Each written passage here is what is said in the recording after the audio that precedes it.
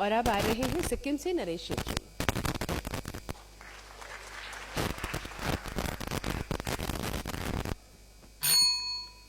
नमस्कार, मैं नरेश छेत्री पूर्वोत्तर भारत के एक छोटे से राज्य सिक्किम से आया हूं, लेकिन मेरा पहचान न सिक्किम से न पूर्वोत्तर भारत से। मेरा तो सिर्फ एक ही पहचान है और वो है भारतीय। आज के उपस्थित अतिथि, निर्णायक मंडल और सभी देशभक्तों को नमन करते हुए मैं देशभक्ति, राष्ट्र निर्माण और सबका साथ, सबका विकास और सबका विश्वास में अपने विचारों को प्रकट करना चाहता हूं। हम सबसे एक ये प्रश्न है कि क्या है देशभक्ति, क्या है देश के लिए भक्ति? क्या 15 अगस्त के दिन तिरंगा के साथ फोटो लेना, क्या वो है देशभक्ति?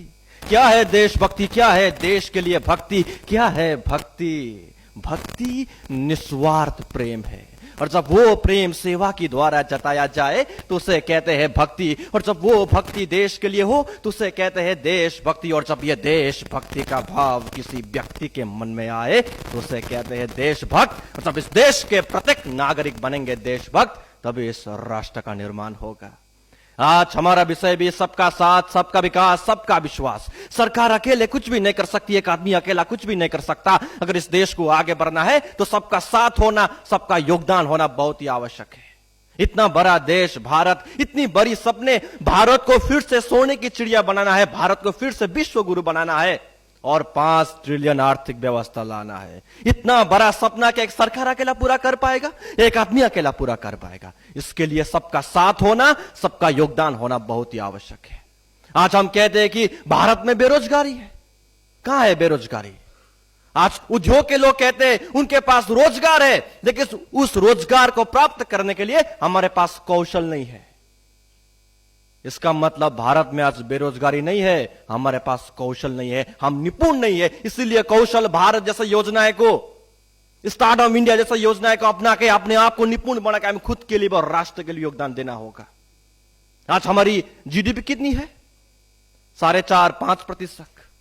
1200 शताब्दी पे भारत देश की जीडीपी 32% था। चीन और भारत को जीडीपी मिला के पूरे विश्व में 50% था। भारत को विश्व गुरु कहा जाता था।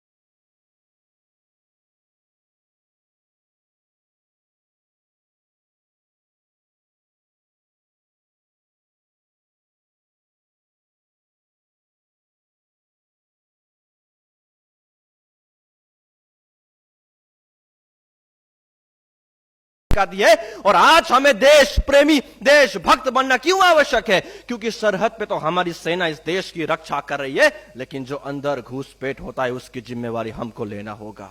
क्योंकि दुश्मन हमला सिर्फ गोले बारूद से नहीं करेंगे, वो ड्रग्स जैसे चीजों को देश के अंदर लाके हमारी युवाओं की जिंदगी और देश की भविष्य को बिगाड़ रही है। इसलिए आज हमें सतर्क, देश प्रेमी और हमारे विश्वास को मजबूत करना होगा। देश का विकास कैसे होगा? जब हम देश के लिए काम करेंगे। देश के लिए काम हम कब करेंगे? जब देश के लिए हमारे मन में सेवा का भाव उत्पन्न होगा। और ऐसा कब होगा? जब हम इस देश की महानता को अनुभव करेंगे। इस देश की महानता क्या है? इस देश की संस्कृति। संस्कृति क्या है? किसी का छीन के खाना वो विकृति है, वो अपना खाए मैं अपना खाऊं ये प्रकृति है, लेकिन उसने खाया या नहीं खाया सोच के खाना, उसके साथ बांट के खाना ये संस्कृति है। और ये है भारतीय संस्कृति, और ये संस्कृति से आता है संस्कार।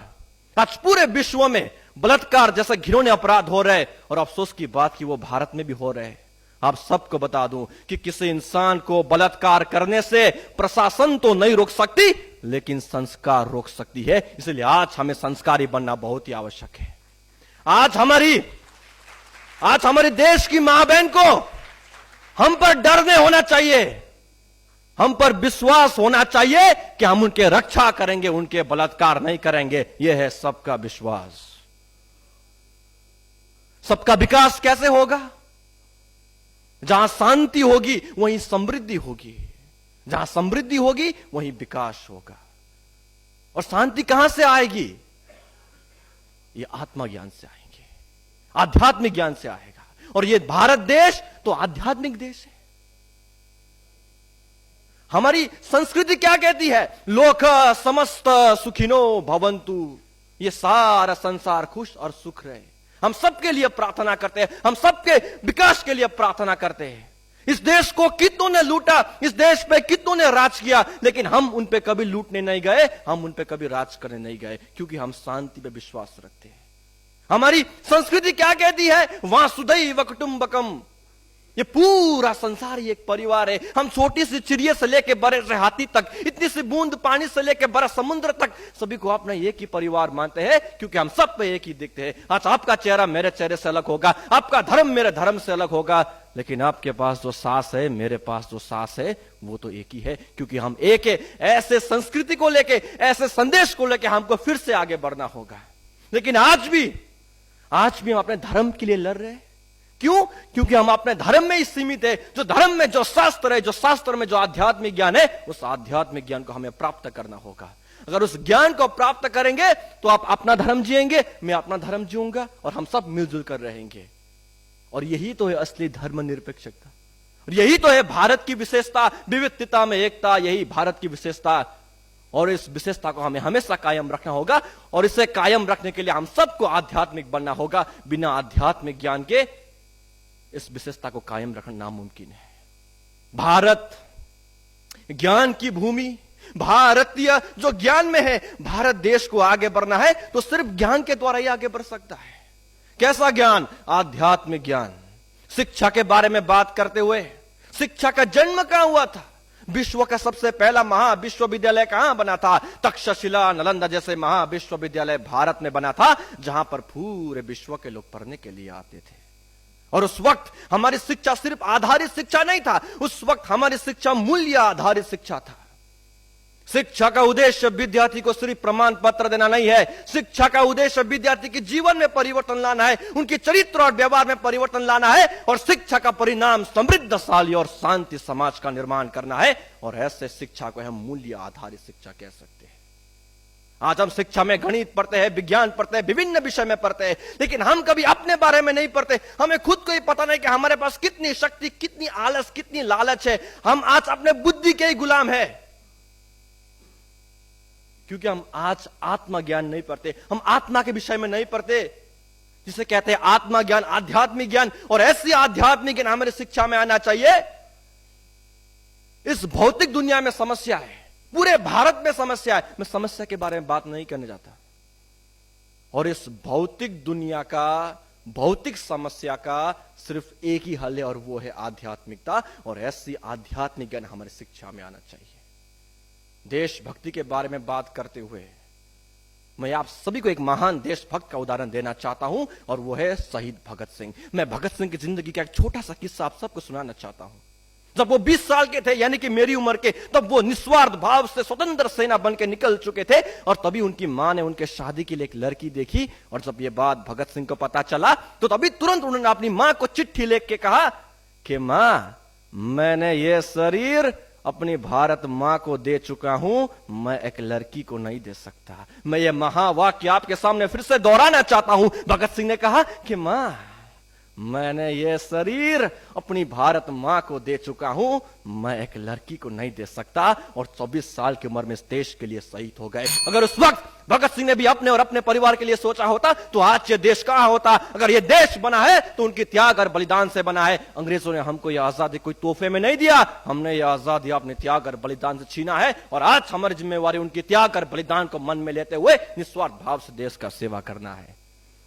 काश मेरे जिंदगी में भी शरहद की कोई शाम आए, काश मेरे जिंदगी में भी शरहद की कोई शाम आए, काश मेरे जिंदगी मेरे वतन के काम आए। ना ख्वाब है मौत की, ना आरजू है जन्नत की, मगर जब कभी जिक्र हो शहीदों का, काश मेरा भी नाम आए, काश हम सब का नाम आए। जय हिंद।